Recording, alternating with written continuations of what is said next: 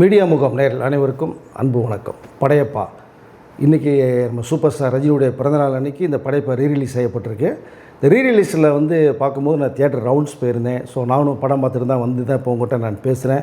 ரசிகர்களுடைய ஆதரவு, மக்களுடைய ஆதரவு, இந்த சின்ன பசங்களுடைய கைத்தட்டு விசில்கள்லாம் பார்க்கும்போது எனக்கு அன்றைக்கி 20 இயர்ஸ் முன்னாடி ஆல்பர்ட் தியேட்டரில் படையப்பாவை ஃபஸ்ட் டைம் பார்த்ததுக்கான ஒரு ஃபீல் எனக்கு ரொம்ப கிடச்சிது. அன்றைக்கெல்லாம் பார்த்திங்கன்னா அடி திட்டி ஆரவாரங்களோட விசில் பறக்க பணம் காசு மலைகளோட அந்தளவுக்கு ஒரு மிகப்பெரிய அளவில் ரசிகர்கள் செலிப்ரேட் பண்ண பார்க்க முடிஞ்சுது. அன்றைக்கு இந்த படம் 5 தியேட்டரில் மட்டும்தான் சென்னையில் ரிலீஸ் செய்யப்பட்ட ஒரு விஷயம். ஆனால் இன்றைக்கி பார்த்திங்க அப்படின்னா 53 தியேட்டரில் சென்னையில் ரிலீஸ் செய்யப்பட்டிருக்கு. இது மிகப்பெரிய ஒரு சாதனையை நான் பார்க்குறேன். அது தவிர தமிழ்நாட்டில் மட்டுமே 300 தியேட்டர்களுக்கு மேலே ரிலீஸ் செய்யப்பட்டிருக்குது. இது புது படத்துக்கு கூட இந்த அளவுக்கு தியேட்டர் கிடைக்குமான்னு எனக்கு தெரியல. ஸோ அது இந்த படையப்பாக்கு கிடைச்சிருக்கிறது உண்மை பெருமைக்குரிய விஷயமாக நான் பார்க்குறேன். இந்த படம் ரீலீஸ் செய்யப்பட்டு ரசிகர்களுக்கு கொடுக்கணுங்கிற அந்த ஒரு ஆவல் ரஜினி சாருக்கு ஏற்பட்டது ஒரு பக்கம் இருந்தாலும், இதற்கு அதை மறுபக்கமாக பார்த்தோம்னா PL தேனப்பன் அவர்கள் இந்த படத்தை எப்படியாவது ரீலீஸ் செய்யணும்னு சொல்லி ரஜினி சார்கிட்ட பேசி இந்த 7.1 டால்ஃபி ஆட்டோமஸ் 4K எல்லாம் அவர் ஆல்ரெடி ரெடி பண்ணி எல்லாமே வச்சுட்டார். ஸோ நம்மளை விட ஒரு இன்ட்ரெஸ்ட்டாக நம்ம தேனப்பன் பண்ணியிருக்காருன்ற போது ரஜினி சார் தேனப்பன் அவர்களை கூப்பிட்டு எல்லாம் ரெடியாகிறன்னு ரீலீஸ் பண்ணி பர்த்டே அன்னைக்கு பண்ணிடுவோம் அப்படின்னு முடிவு செய்யப்பட்டு தேனப்பன் அவர்கள் மூலமாக தான் இப்போ தியேட்டரில் ரிலீஸ் ஆகிருக்கு. ஒரு 300 தியேட்டர்களுக்கு மேலே ரிலீஸ் ஆகி சக்கப்போடு போட்டுட்ருக்கு. இந்த படையப்பா அவருடைய சம்மந்தப்பட்ட சுவாரஸ்யமான நிகழ்ச்சிகள் நிறைய இருக்குது. அதை நம்ம கடந்த ஒரு 4 நாளுக்கு முன்னாடி நம்ம ரஜினி சார் பேசின வீடியோவை எல்லா பேரும் பார்த்துருப்பீங்க. நானும் பார்த்தேன். அதில் அவர் சொன்ன விஷயங்களை தவிர நிறையா விஷயங்கள் நான் பத்திரிகையில் ஒர்க் பண்ணிவிட்டு அவரோட அதான் அந்த ஷூட்டிங் ஸ்பாட்டில் நான் போன சம்பவங்கள் நிறையா இருக்குது. ஸோ நம்ம படையப்பா படத்தில் நடந்த சம்பவங்கள் ரஜினி சார் நிறைய அப்படியே நமக்கு முன்னாடி முன்னாடி அந்த படத்தை ரிவ்யூ பண்ணிட்டார். இப்போ நாங்கள் ரிவ்யூ பண்ணுறதை அதை பார்க்குறத விட ரஜினி சார் இந்த படையப்பா பற்றின சம்பவங்களை பேசும்போது அன்னைக்கு எப்படி பேசினாரோ அதே ஒரு ஸ்பீடு, அதே ஒரு ஸ்டைல், அதே அந்த டைலாக் டெலிவரியோட இன்றைக்கி அவர் பேசுகிறாருங்கும் போது அது எனக்கு ரொம்ப மலைப்பாக வியப்பாக இருந்தது. அவர் சொன்ன விஷயங்கள் நிறைய இருந்தது, சொல்லாத விஷயங்களும் அதில் இருக்குது படையப்பா படத்தில். ஸோ அந்த சம்பவங்கள் நாங்கள் நேரடியாக ரஜினி சார்கிட்ட பேசும்போது அந்த ஷூட்டிங் ஸ்பாட் போயிருக்கும்போது நடந்த விஷயங்கள்லாம் ஷேர் பண்ணலான்னு நினைக்கிறேன். சும்மா 1-2 மட்டும். அதில் சிவாஜி அவர்களுடைய கிட்டத்தட்ட கடைசி படம் இது படையப்பா. அவர் நடித்ததில் கடைசி படம் அது. அந்த சமயத்தில் ரஜினி சார்கிட்ட ரொம்ப நிறையா விஷயங்கள் அவரோட அன்பை வெளிக்காட்டின விஷயத்தை நான் பார்க்க முடிஞ்சுது. அதில் அதை சிறப்பாக என்ன ஒன்றுனா, சிவாஜி சாருடைய ஃபேமிலியில் இருக்கிறது மாதிரியே ஆன ஒரு விஷயந்தாப்பா என்னுடைய இந்த கேரக்டரை நீ கொடுத்துருக்க. ஸோ அதுக்குள்ளே நான் ரொம்ப போனேன். என்னுடைய பசங்க, பொண்ணு, ஒய்ஃபு அந்த சம்மந்தப்பட்டது நிகழ்ச்சியில் தான் எனக்கு மைண்டில் ஓடிட்டு இருந்தது. இந்த படையப்பால் நடிக்கும் போதெல்லாம் ரஜினி என்னுடைய மூத்த பையன் நீ சொல்லுவ, இப்போ நான் சொல்கிறேன் என்னுடைய மூத்த பையன் தான் நீ ரஜினி அப்படின்னு சொல்லி சிவாஜி சார் ரொம்ப கண்கலங்கி சொன்ன விஷயம். அப்போ தான் ரஜினி சார் என்னங்கப்பா நீ இப்படிலாம் சொல்கிறீங்க, நான் உங்கள் குடும்பத்தில் நான் தான் மூத்த பையன், நான் எப்போவுமே நான் இது சொல்லுவேன் அப்படின்னு சொல்லும் போது தான் நீ எப்போவுமே சொல்லணும் ரஜினின்னு சொல்லி தான் அந்த ஒரு வார்த்தையை சொன்ன விஷயம் அதாவது பிறப்புன்னு இருந்தால் இறப்புன்னு ஒன்று இருக்கும். நான் இறந்து போன பிறகு நீ இருக்கணும்னு சொன்னார். இந்த நேரத்தில் அவர் ரஜினி சார் சொன்னதே தெரியும். பட் அதை ரஜினி சார் இருந்தார், கடைசி வரைக்கும் போய் வலிமிச்சுட்டு தான் வந்தார். பட் இதில் சிவாஜி சார் ஃபேமிலியில் நடந்த சில சம்பவங்கள் நிறைய கடன்லாம் படும்போது அந்த கடன் எந்தளவுக்கு அடைக்கப்பட்டதுங்கிறது சந்திரமுகி படத்தில் ரஜினி சார் பண்ண விஷயங்கள் உங்களுக்கு தெரியும்.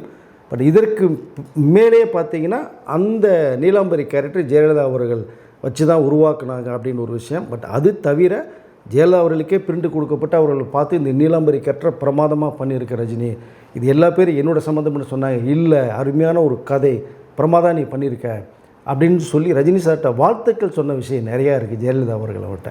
ஸோ இந்த விஷயத்தெல்லாம் ரஜினி சார் சொல்லலை.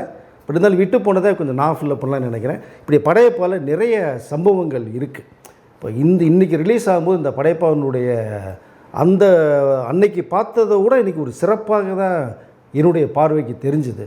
பட் இதில் இன்னொன்று பார்த்தீங்கன்னா படையப்பால் வரக்கூடிய அந்த லாபம் எவ்வளோ கோடிகள் வந்தாலுமே அந்த பணத்தை ரஜினி சாருடைய ட்ரஸ்ட்டு மூலமாக அங்கே ஃபிக்ஸ் பண்ணி அதில் அதாவது ரசிகர்களுடைய குடும்பத்துக்கு மருத்துவ செலவு அண்டு பள்ளி படிப்பு, கல்லூரி படிப்புகளுக்கான விஷயங்களுக்கு செலவு பண்ணுறதுக்காக லாப பணத்தை அப்படியே அதில் வைக்கிறாங்க.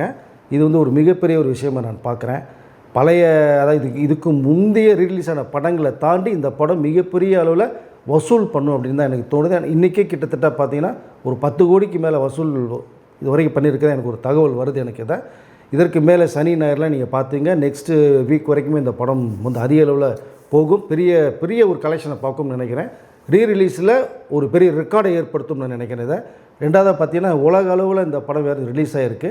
இதை தவிர இன்னொரு ஸ்பெஷலாக பார்த்தீங்க அப்படின்னா அமெரிக்காவில் வந்து படம் ரிலீஸ் ஆகல, அது போல் அண்ணாமலை படம் ரிலீஸ் அங்கே சக்கப்போடு போட்டுட்ருக்கு. இப்போ கர்நாடகாவில் படையப்பாவினுடைய அங்கே வசூல் சாதனை நிறையா இருக்குது. இந்த படம் புதுசாக ரஜினி சாருடைய நடித்து இப்போ வந்தது மாதிரியான ஒரு பார்வை தான் எல்லாருக்கும் மத்தியிலையும் தெரியுது. இப்போ அண்ணாமலை படம் அமெரிக்காவில் பெரிய அளவில் வசூல் சாதனை பண்ணிகிட்ருக்குன்னு சொல்லியிருக்கேன் உங்களுக்கு. இப்போ கர்நாடகாவில் வேறு படையப்பா வந்து ஒரு ரெக்கார்ட் பிரேக் பண்ணிகிட்ருக்கு. இது ஒரு பக்கம் இருக்க, இப்போ வந்து சூப்பர் ஸ்டாருடைய பிறந்தநாள் அன்றைக்கி இப்போ சன் பிக்சர்ஸ் ஒரு வாழ்த்துக்களை வந்து சொல்லி ஒரு வீடியோ ஒன்று விட்ருக்காங்க. இது தவிர நம்ம அரசியல் கட்சி தலைவர் பிரதமர் மோடி அவர்கள், தமிழக சிஎம் ஸ்டாலின் அண்டு எதிர்கட்சி தலைவர் இபிஎஸ் அவர்கள் எல்லாருமே ரஜினி சாருக்கு மிகப்பெரிய வாழ்த்துக்களை சொல்லியிருக்காங்க. இதை தவிர ஒரு ஸ்பெஷலாக பார்க்க போனோம்னா அவருடைய உயிர் நண்பன் அப்படின்னு சொல்லக்கூடிய நம்ம கமலஹாசன் அவர்கள் வந்து ஒரு கிட்டத்தட்ட 1.5 மினிட்ஸுக்கு வந்து ஒரு வீடியோ ஒன்று விட்டுருக்காரு. ஒரு பாடல் காட்சிகளோட பழைய ரஜினி கமல் டெக்னாலஜியை யூஸ் பண்ணி அழகாக இருக்குது அந்த வீடியோ பார்க்கும்போது. இந்த பாடல் வரிகளில் வந்து கமலஹாசன் எந்த அளவுக்கு அந்த உள் மனசில் ரஜினிகாந்தை நினச்சிட்டு இருக்காருங்கிற ஒரு விஷயத்தை வந்து இந்த பாடல் வரிகள் மூலமாக அவர் சொல்லாமே சொல்லியிருக்காருன்னு நான் நினைக்கல நான். ஸோ இவர்களுடைய எல்லோருடைய வாழ்த்துக்கள் மேலையில் இன்றைக்கி நம்ம சூப்பர் ஸ்டார் ரஜினி அவர்கள் ஹைதராபாத்தில் ஜெயிலர் 2 படப்பிடிப்பில் இருக்கார். அதனால் இங்கேருந்து தான் கண்டிப்பாக ரசிகர்களை சந்திக்கலான்ற ஒரு விஷயம் அவர் மூலமாக கேள்விப்பட்டேன் நான். அதை இது தவிர வந்து இன்றைக்கி வந்து ஜெயிலர் 2 படத்தினுடைய ஒரு கிளிம்ஸு ரிலீஸ் ஆகிறது மாதிரி இருந்தது. ஆனால் அது சில காரணங்களுக்காக தள்ளி ரிலீஸ் செய்யப்படுகிறது. ஆனால் இது என்னென்னா படையப்பாவுடைய இந்த எதிர்பார்ப்பு வந்து யாருமே எதிர்பார்க்கல.